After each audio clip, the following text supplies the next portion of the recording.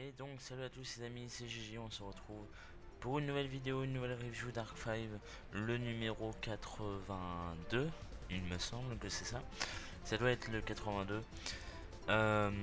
Donc la suite du Crow contre Shun, le fameux duel du fan service absolu. Alors je vous le préviens d'avance, on va aller assez rapidement parce que en fait j'ai dû mettre une bonne heure pour regarder l'épisode parce qu'il s'est passé des trucs entre temps, j'ai pris énormément de notes, franchement j'en ai pris vraiment beaucoup, donc je vais essayer que ce soit assez rapide, je garantis rien, je suis désolé si la vidéo est longue, je m'excuse d'avance au moins comme ça c'est fait. Et mais par contre, même si j'ai mis genre une heure à regarder l'épisode était juste génial.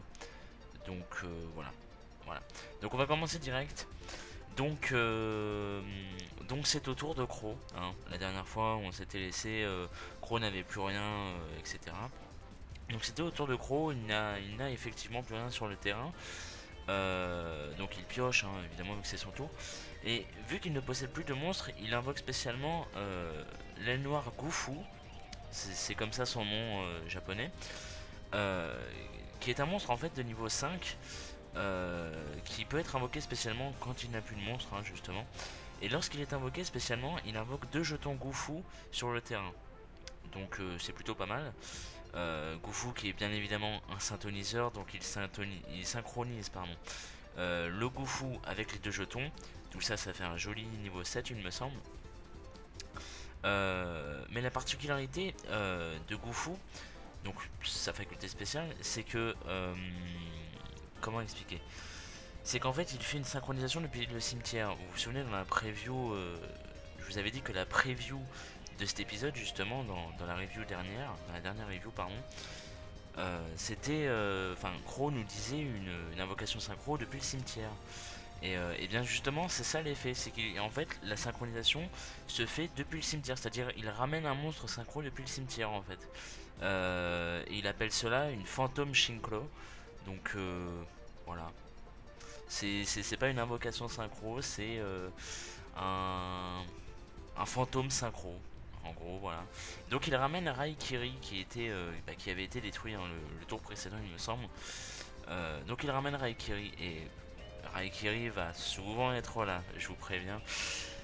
Donc ensuite on s'écarte un petit peu du duel. On a un plan où Roger en fait explique à Yuya, pardon, j'ai du mal aujourd'hui, que Sora n'est pas son ami. Il a renvoyé Denis à Academia. Et Denis, s'il a renvoyé à Academia, en fait, il essaye un peu de minder Yuya pour de lui retourner un peu le cerveau, etc. Parce qu'il lui dit que justement, si Sora a renvoyé Denis à Academia, c'est pour prévenir Léo. Et dans le coup, Léo, il sait que Yuzu et Serena sont dans City. Donc, Academia va pas tarder à débarquer. Ils vont débarquer d'une seconde à l'autre. Et voilà, donc voilà pourquoi Sora n'est pas quelqu'un de confiance, quoi. Parce qu'il a renvoyé Denis, ce qui va foutre le bordel. Quelque part, c'est ça. Donc voilà. Ensuite, on retourne un petit peu sur le duel, mais avec une vision extérieure. Vous vous souvenez il y avait Yuzu et les enfants, donc il y avait Tanner et les 2 autres, j'ai oublié leur prénom. Et donc ils sont sur une espèce de pont, hein. De toute façon, normalement vous en souvenez, pardon. Ils sont sur le pont et ils voient Crow et Shun qui passent en dessous d'eux et tout, comme lors de la review précédente. Mais c'est dangereux un pont parce que les enfants ils sont là, ils veulent se faire voir par Crow, donc ils agitent les bras, etc. Ils montent sur les espèces de barrières du pont et c'est risqué parce qu'ils peuvent tomber. Et, et, et voilà. Et dans le coup, il y a les duellistes qui passent et tout, et avec leurs monstres, parce que c'est quand même des gros monstres, hein, c'est un X6, un synchro. Euh, et ben dans le coup, ça crée une espèce de bourrasque. Vous savez, il y a l'espèce d'élan, et ça fait une bourrasque. C'est du déjà vu dans Yu-Gi-Oh! Tout ça. Et, euh, et dans le coup, ça fait une bourrasque sur le pont où ils étaient, et bah, on sait jamais, quelqu'un aurait pu tomber, etc. Et justement, il y a l'un des gosses qui a l'air d'avoir disparu. Alors sur le coup, les 2 autres, ils se disent, bon, il est peut-être parti aux toilettes, ou voilà. On le reverra plus tard. Donc, Crow active l'effet de Raikiri pour détruire une carte pour chaque aile noire présente sur son terrain. Euh, on va le voir souvent dans cette partie de duel, cet effet. Je vous le dis comme ça, je tease un petit peu.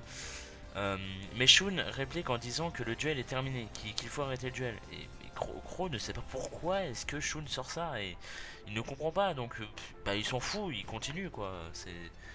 Ça paraît logique. Et dans le coup, Shun active un piège qui annule la destruction et qui lui permet de piocher une carte. Voilà, tout simplement. Euh, Ensuite, on retourne sur Roger et Yuya.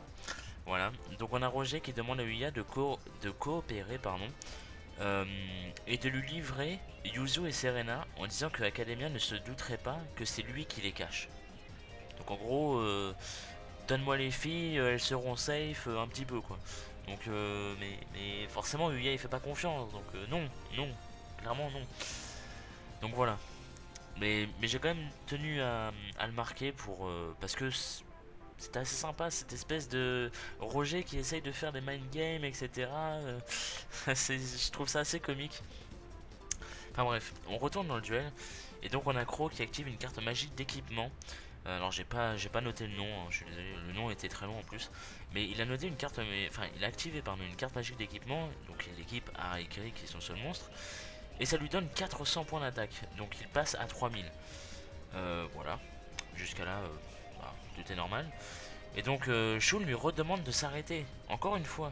Mais Crow, bah, il comprend toujours pas, il n'y a pas d'explication. Donc bah, il continue, il attaque quand même le monstre de Shun, voilà. Et il le détruit. Et avec les dégâts et tout qu'il prend, le monstre de... Enfin, avec les dégâts, le peu d'attaque qu'avait le monstre de Shun, etc. Il lui reste que 100 points de vie à Shun. Et du coup, Shun active une magie rapide de rank up Falcon qui lui permet de ramener alors un Xyz Raid Raptor qui vient d'être détruit et il le superpose pour invoquer Revolution Falcon. Je sais pas si vous avez tout suivi, mais voilà, on va dire que oui. Sinon, remettez en arrière et puis essayez de bien comprendre. Normalement, j'ai bien expliqué. Donc, son effet s'active lorsqu'il est invoqué par un matériel Xyz Raid Raptor. Donc, on parle du Revolution Falcon. Il détruit un monstre de l'adversaire. Non, pardon, il détruit un monstre, bah oui, donc de l'adversaire. Et l'adversaire perd la moitié de l'attaque du monstre détruit en points de vie. Donc, Raikiri, Crow aurait perdu 1500. Mais l'effet de la carte magique d'équipement qui était sur Raikiri justement est alors activé. Et Raikiri d'un coup n'est pas affecté par les effets de carte. Carte un petit peu pétée, voilà. Euh, et, et justement à ce moment-là, Shun lui demande d'arrêter d'être dans le duel et de regarder son monstre. Parce que son monstre a quelque chose de suspect. Et donc Crow, bah, il sait pas pourquoi, donc il regarde et tout. Et il aperçoit Tanner, donc le gosse qui était soi-disant parti pisser. Il aperçoit Tanner sur son dos. C'est-à-dire Tanner était tombé du pont sur Raikiri et Crow ne s'en était pas rendu compte. Et donc là c'est la panique parce que Tanner peut lâcher à tout moment et ils ne peuvent pas arrêter le duel parce qu'ils sont en autopilot. Et donc Tanner il en peut plus, il va lâcher et tout et du coup il lâche. Mais Shun fait un truc méga stylé, hein, je vous l'annonce. En fait, il est sur sa moto, on est d'accord. Il est sur sa D-Wheel. Il saute sur son faucon, donc le Revolution Falcon. Il fonce pour récupérer Tanner en plein vol, pour le réceptionner, hein.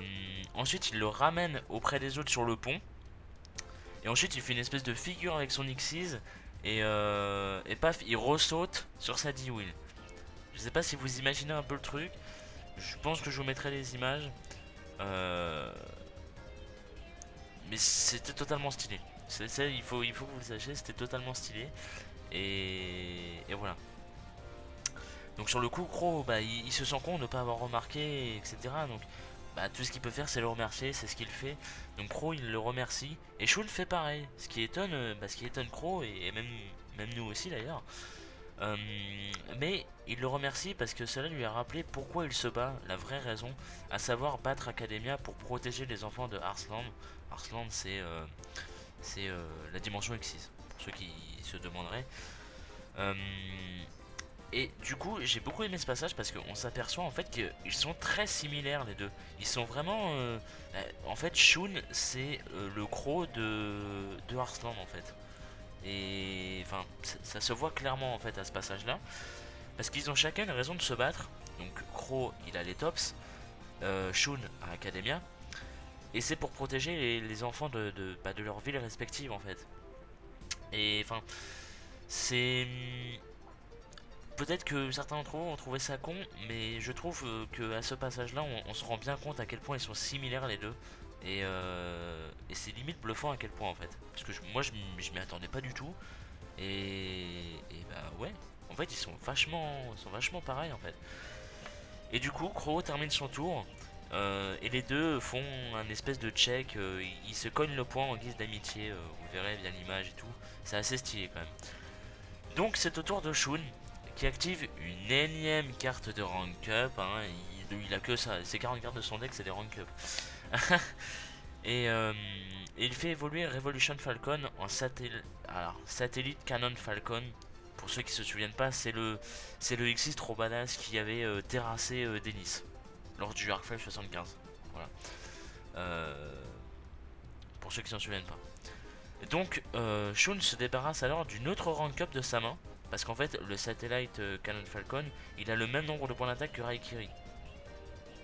Ok. Donc, bah, ça sert à rien de les faire combattre les deux. Donc Shun se débarrasse alors d'une autre carte magique rank up. Encore. Ce qui lui permet de reprendre une autre carte rank up de son cimetière et de la réactiver. Et il prend la même qu'il a fait il y a 2 secondes.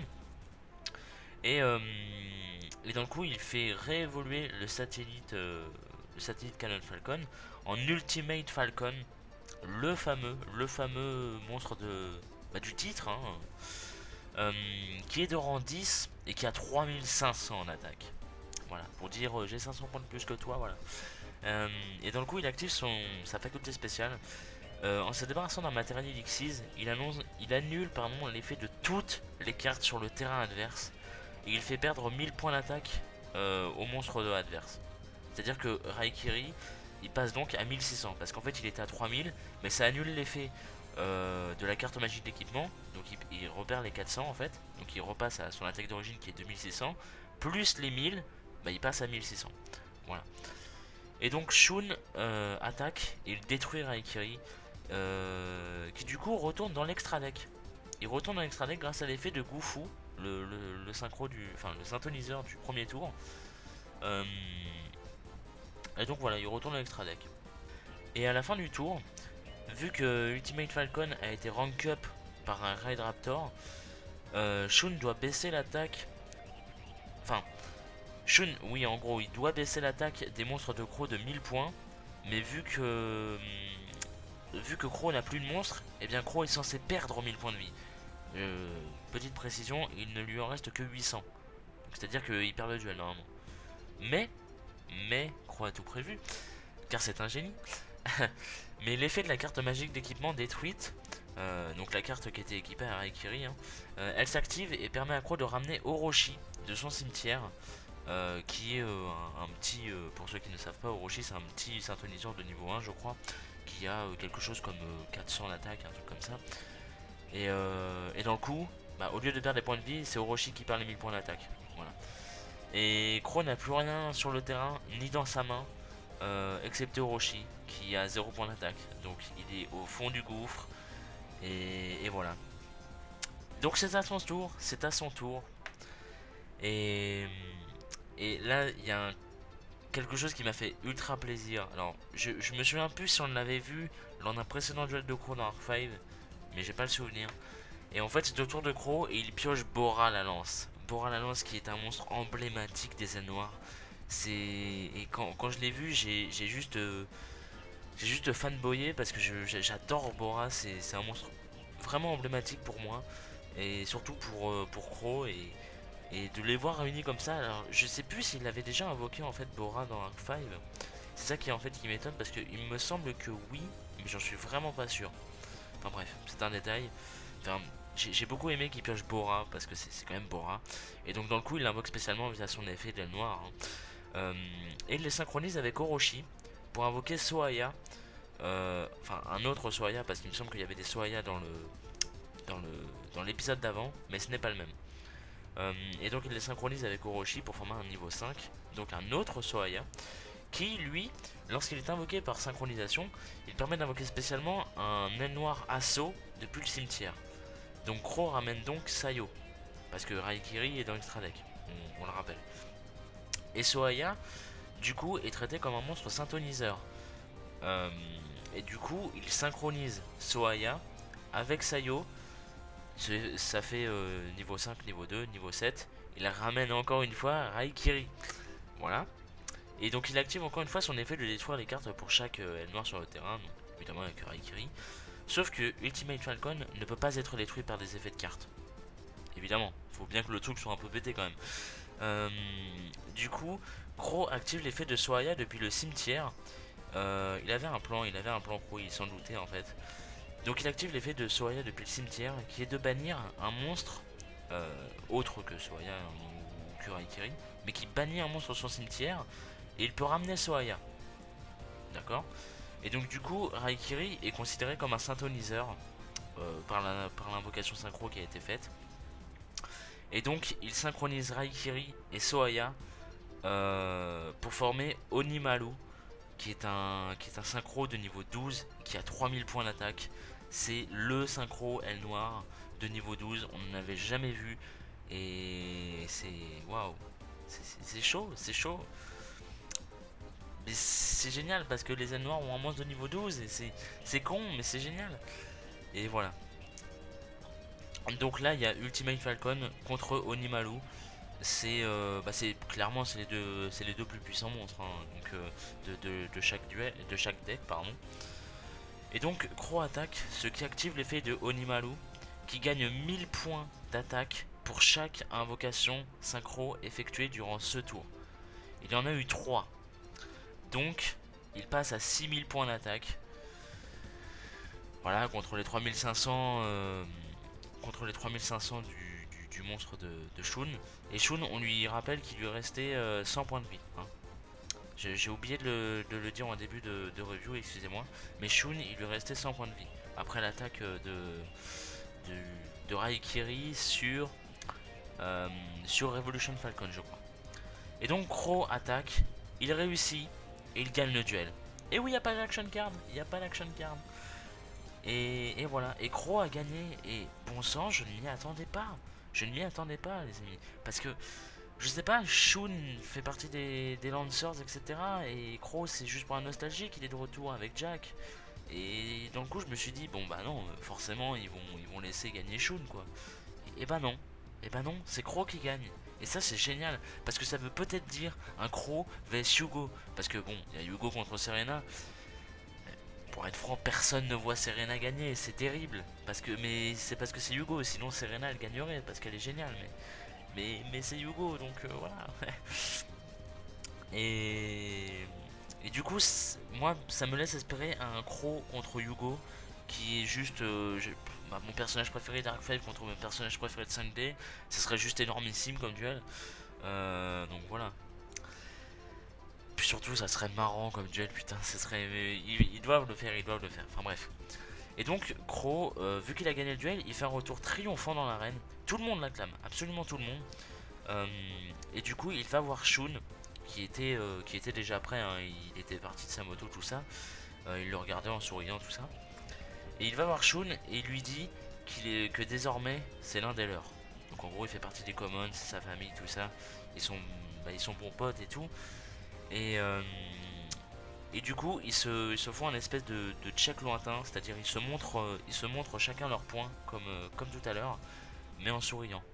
Voilà, c'est con, mais c'est une très belle image, et voilà. Et donc ensuite, on a le dernier plan de l'épisode, pardon, qui est donc Roger qui demande alors à la sécurité d'aller chercher Yuzu, c'est-à-dire le mec qui brise l'ambiance direct, il n'y a pas d'embrouille. Roger il demande direct allez chercher Yuzu, go go go. Et sauf que bah, Yuya sur le coup il était en train de regarder les deux en mode ah c'est beau et tout, l'amitié tout ça. Et, et dans le coup il entend Roger dire bah, allez chercher Uzu, qu'est-ce que vous attendez et tout. Et dans le coup Yuya il essaye d'en empêcher quoi. Mais sauf que du coup bah, la sécurité intervient et Roger fait emprisonner Yuya. Et donc désormais Yuya est en tôle. Voilà, Yuya est en prison. Qu'est-ce qui va advenir de Yuya, on ne sait pas. Parce que l'épisode se termine ainsi, et voilà. C'est le guac total, mais l'épisode se termine ainsi.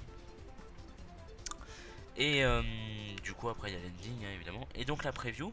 La preview nous montre que ça va être un épisode assez intéressant mine de rien. Qui va nous rappeler les premiers épisodes d'Arc 5. Parce qu'en fait la sécurité veut absolument attraper Yuzu. On voit vraiment qu'elle veut mettre la main sur Yuzu quoi. Mais il y a Sora qui vient lui prêter main forte et qui s'allie à elle et qui apparemment va les affronter en duel. Et ils vont faire, ça va faire Sora et Yuzu contre la sécurité. Donc c'est très très bien en fait. Enfin, c'est très très bien. Je pense que ça va être assez sympa et ça va rappeler les premiers épisodes d'Arc 5 et voilà. Donc bah voilà. Donc sur ce les amis, j'espère que la vidéo vous aura plu. Je suis désolé, elle était longue, il y avait beaucoup de choses à dire pour être dans les détails. Et j'espère que ça ne vous aura pas trop ennuyé.